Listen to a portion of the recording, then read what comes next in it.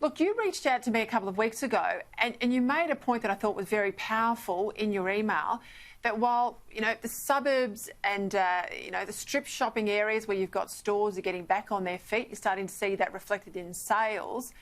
CBD stores, not just in Victoria but right around the country, have been hit very, very hard by COVID, and because the workers are not back, the businesses are all struggling. Now, I hear that from restaurateurs. We hear it from people that are running bars and hospitality. It's pretty powerful coming from a business like yours. Yes, Peter, thank you for having me on. And a business like ours is a real, it's at the coalface of small business. Our customers are the business people, particularly small business, and when small business is flourishing, we flourish. When it isn't, we don't. When COVID struck, our sales across the 100 franchises went down to about 30% of what we would consider to be normal in April. By October, we're back up at close to 70% across the board, but that's not regular. In the suburbs, in the regional cities, we're closer to 100. In the CBDs and in Victoria, we're still down below 50.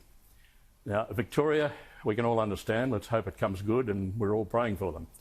But the CBDs, it doesn't make sense to me. The reason, I believe, is because people can't go back to work.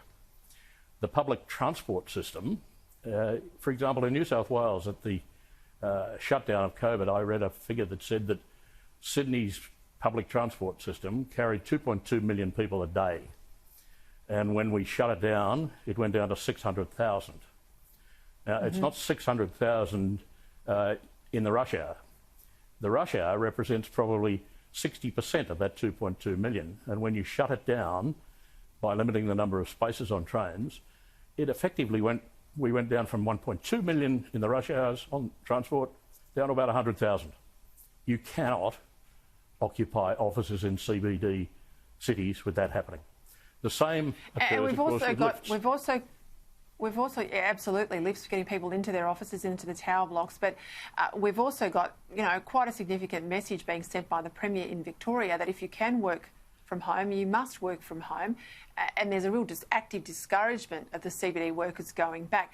What sort of discussions and consultations have you had with state governments around the country about any role you guys can play, or how businesses like you are impacted by these workers not getting back into the CBD? I have to tell you, I came to you, not to them. Our Sydney office and some of our franchisees are talking to the small business minister in New South Wales, and it is a state problem, not a federal problem. And it comes down, the solution comes down to getting more people on public transport and then into lifts. And maybe it's oversimplistic, but if you take the Opal card, for example, that records everybody getting on and off a train and where, who they are, when they got on, when they got off, or a bus. If you make people show an Opal card as they enter a station, which they do anyway, you then temperature test them, and then the state government makes masks mandatory and absolutely disappear from social distancing on public transport. And the same in lifts. Once you come into a lift foyer, apply the same rules. The problem, Peter, is if we don't do something, in March, when JobKeeper runs out, we are going to have a mass of people going out of business. And you're not wrong. It's not just the small businesses, it's everybody. And it includes the landlords. I heard an anecdotal incident a couple of days ago. A Sydney landlord, a Sydney restaurateur who was paying $220,000 a year in rent. His rent reviewed, he said, I can't afford to pay more than 60 from 220. The landlord said, no, put it on the market. Came back and took 60. It's going to be a disaster.